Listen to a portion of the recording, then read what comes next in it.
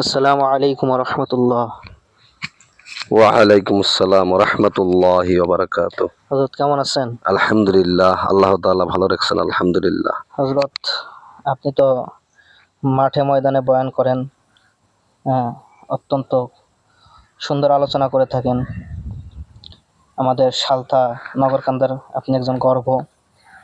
Wise, আপনার কাছে একটা প্রশ্ন রাখতে চাই আমি, যে আমাদের দেশ বাংলাদেশ, এই বাংলাদেশে হিন্দুরা কেমন আছে, বা আপনার দৃষ্টিতে তারা কেমন আছে বাংলাদেশে, আপনি একটু খোলাসা করে আমাদেরকে জানান।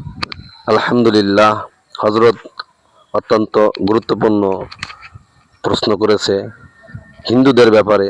আলহামদুলিল্লাহ হযরত, কি বলবো, আমাদের দেশে হিন্দুরা এতটা ভালো আছে।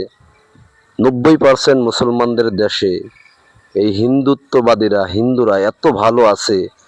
আমাদের জানা মতে যত দেশ আছে, যেমন আমরা দেখতে পাই ইন্ডিয়ায়, ভারতেই দেখতে পাই আমাদের সংখ্যালঘু কিছু মুসলমান ভাইরা আছে।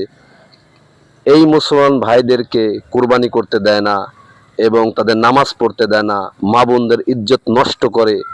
এই সমস্ত হিন্দুবাদীরা এই ভারতের চারা চায় যে আমরা হিন্দুত্ব রাজত্ব কায়েম করব, আমাদের কথাই চলবে। কিন্তু আমাদের সংখ্যালঘু মুসলমান ভাইদেরকে এত নির্যাতন, এত জ্বালাতন ভারতে করে, কিন্তু সারা বিশ্বের মুসলমানের বড় মোড়লরা এ কথা তুলে তারা ধরে না।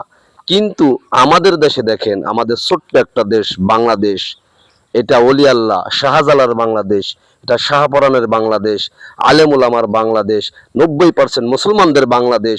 এই বাংলাদেশে সামান্য কিছু হিন্দুত্ববাদীরা, হিন্দুরা তাদের উগ্র মিজাজে এরকম ভাবে আমাদেরকে আক্রমণ করে, তারপরও আমরা কিছু বলি না। কেননা আমরা ভালোবাসি, আমরা মানুষকে ভালোবাসি। তাদেরকে আমরা চাই না কোনো প্রহার করতে। তাদের কোনো কিছু হলে বাচ্চাদের মতো কান্দাকাটি করে।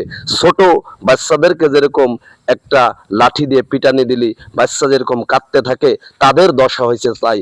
তারাও ওরকম ভাবে, তাদেরকেও যদি একটা টোকা দেওয়া হয়, তারা তাদের দাদাদের দেশে ওরকম ভাবে এমন অভিনয় করে, এমন ভাবে কান্দাকাটি করে, যেন তাদের মনে হয় তাদেরকে নির্মূল করা হয়েছে।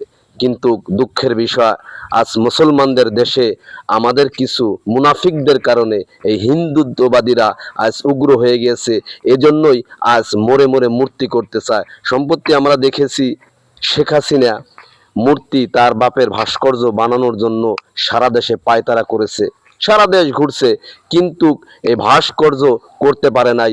শুধু তাওহিদি জনতা মুসলমানদের এক হওয়ার কারণে এটা করতে পারে নাই। এখন সামান্য কিছু হিন্দুরা আজ আমাদের দেশে এতটা জ্বালাইতেছে, তারপরও আমরা নির্ভীক। আমাদের পাশের বাড়ি হিন্দু ভাইয়ের আছে, তাদেরকে এত ভালোবাসি, এত কিছু বলি, কিন্তু তাদেরকে আমরা কিচ্ছু বলি না।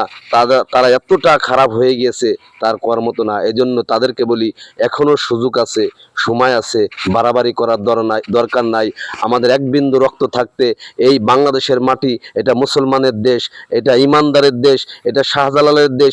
এই দেশে আমরা কোনো অন্যায়, অত্যাচার, শিরিক, বিদাত এবং হিন্দুদের রাজত্ব কায়েম করতে দেব না, আমাদের এক বিন্দু রক্ত থাকতে।